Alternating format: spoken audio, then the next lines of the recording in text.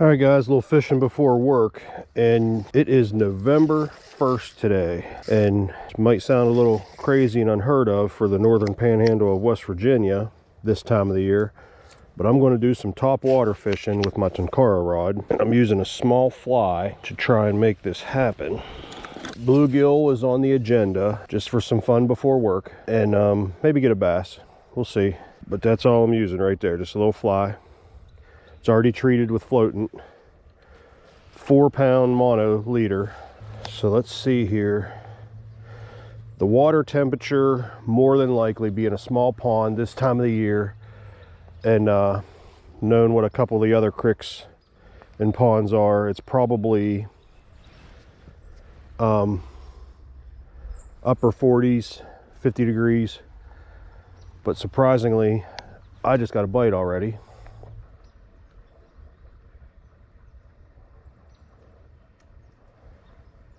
Got him.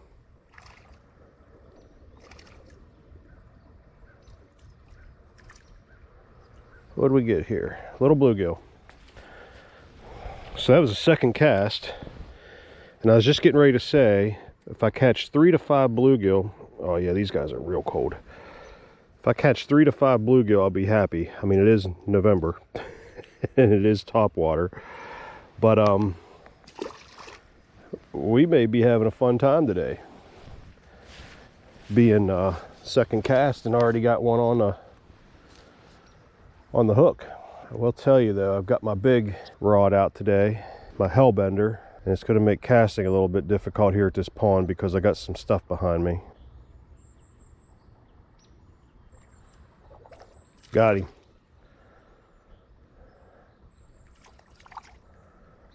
Another little bluegill.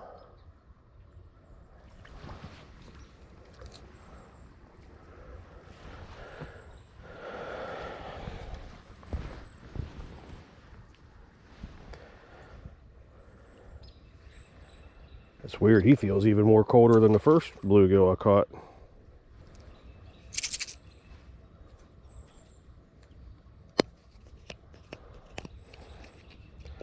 Put a little powder on him. That's the loon top rod.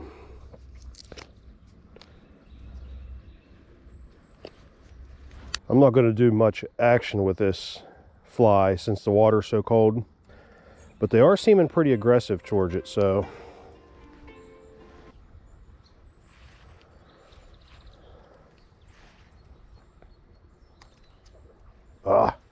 this one wants it so bad he keeps missing it. It's the only thing about top water, you don't get every hookup. I was afraid the water wouldn't be as clear as it is because of all the rain we had last night, but it's got some pretty good visibility. Usually this pond will dirty up some. I brought the Hellbender rod because it's going to get me out a lot farther than the Shadowfire 365 Dragon Tail. And being with the water as cold as it is and this time of the year, I figured I'd have to get out there farther to get these fish to come up out of the little bit deeper water. Surprisingly, they're all, well, the bluegill anyways, I haven't seen a bass yet hit it, but everything's within a few feet from the bank in about 4 to 5 foot of water. I'm trying some different methods. I'm working it a little quick sometimes, bringing it in. Sometimes I'm just letting it sit there with a couple twitches and pauses in between, just seeing what they want. Just had a nice little blow up down here. It might be a bass. What's nice about fishing with a fly is it hits the water very subtle, very quiet, doesn't scare the fish. I got something out here that wants it, but boy, they are really struggling getting a hold of it. They're not really jumping up and attacking it like they do in the summer. Well, got about 4 or 5 hits so far. Got that one. He's a little bit of a fighter. It's another bluegill though.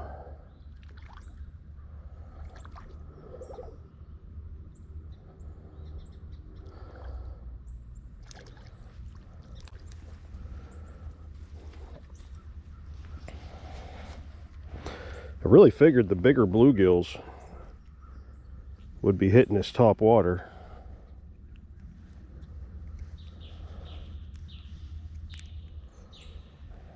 Not bad.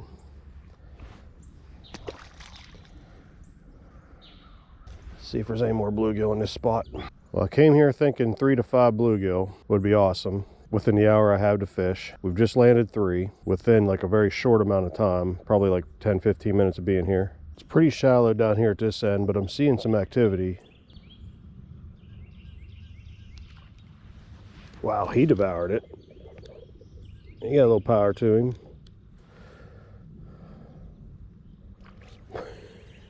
It's probably the smallest bluegill of the day. But boy, does he want to fight. He hammered it harder than the rest of them. I'll give him that.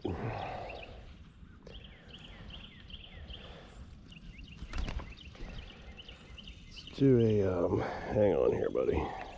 Man, you're getting me a mess.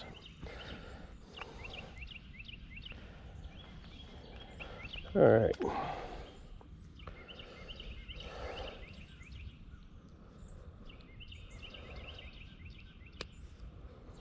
There's bluegill number 4.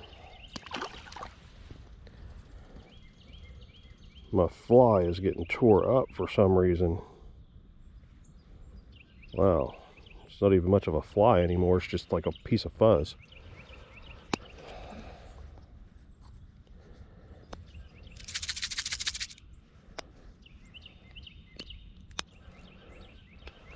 Let's see what's lurking in this pocket down here. I know last year, early fall, this pocket was a good place for bass because I think they had all the bait fish kind of trapped up in here and they were just feeding like crazy. But this time of the year, we're a little bit later than that time of the year was. That was like mid-October, early October. And like I said, it's a little bit more shallower back here, so I don't know if there's going to be any action at all.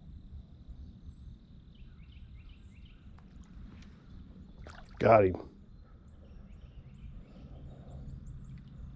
Well, he's going to move clear across the pond.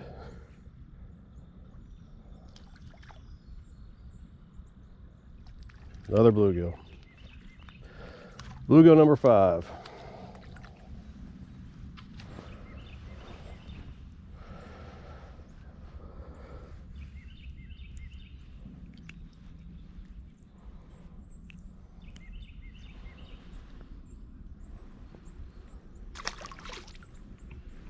This thing did have a piece of foam on it on the bottom of the back of the hook that helped it float a little better. And I was wondering why I'm not getting as much floating out of it as normal. That piece of foam's gone. These guys have been tearing it up. I know back in this corner it's a little shallow too, but I've seen some fish jumping. A couple good jumps back here, so they're back here. Got him.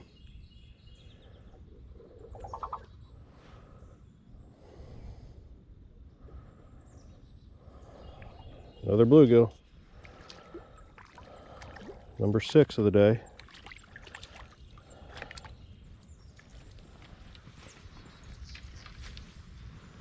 This one's possibly the biggest. Yeah, let's get a nice picture with him.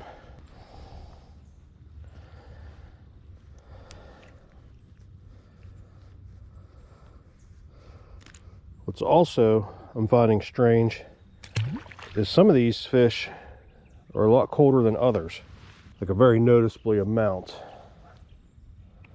colder. Oh, I gotta get it floating on that. Let's bring him in underwater and see what happens, see if anything attacks him. He's right now about 2 to 3 inches under the surface.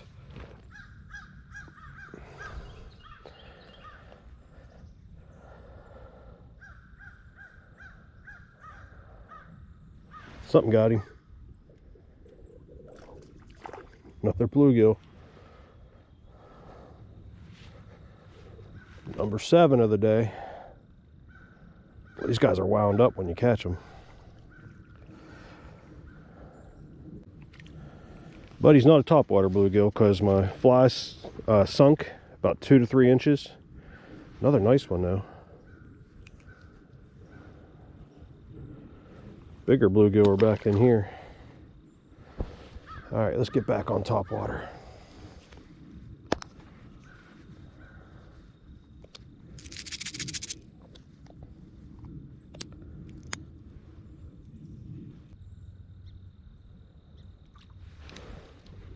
Got him.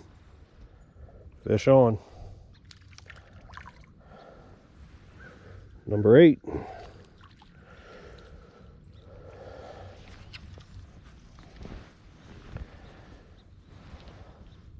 little bit smaller than the other ones.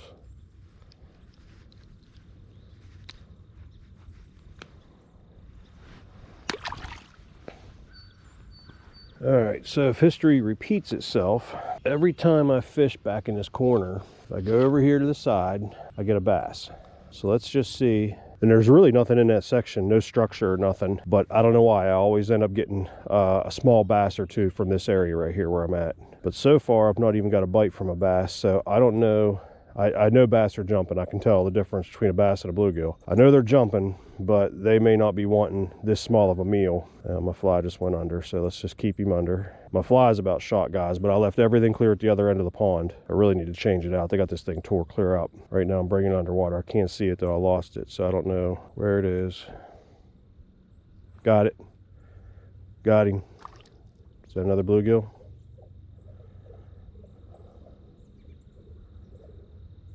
Yep. Number 9.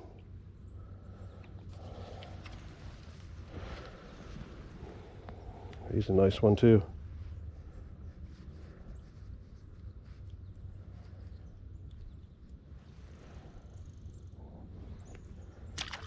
These fish this time of year got a lot more purple in them. Well, he's underwater again. I don't know why. I just put that floating on him. I think he's this fly is done. But we're still catching fish on it, so I'm just going to keep, like I said, I would change it out already, but my bag's clear at the other end. I didn't bring it with me.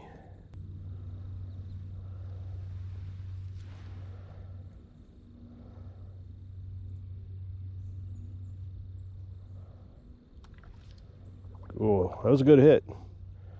I don't know if he's a big fish.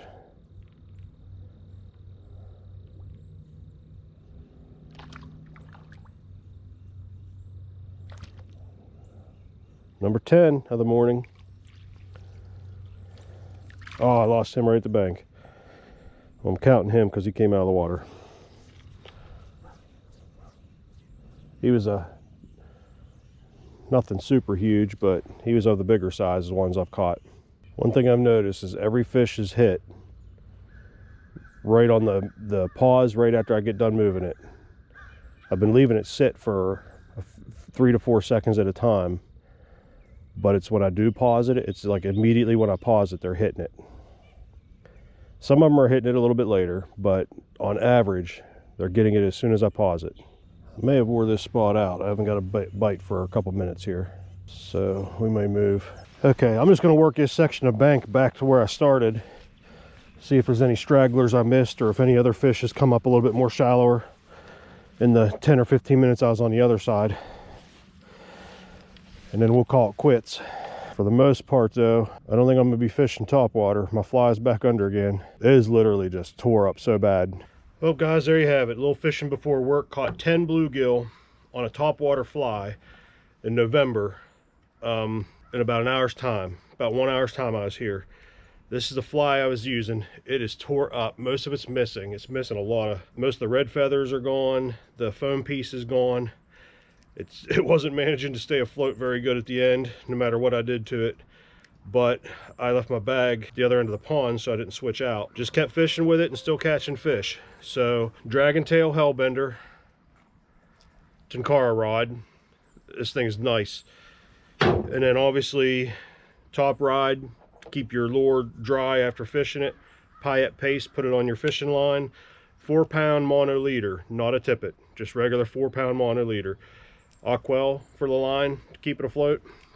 And here's the I don't think I've ever showed you the actual box, but Go Chore flies. I got this off Amazon and it's got a ton of different flies in there, and the ones I've been using the most are these ones with the little foam on the bottom for top water. Mimics a lot of different bugs on top of the water. Fish go crazy for it.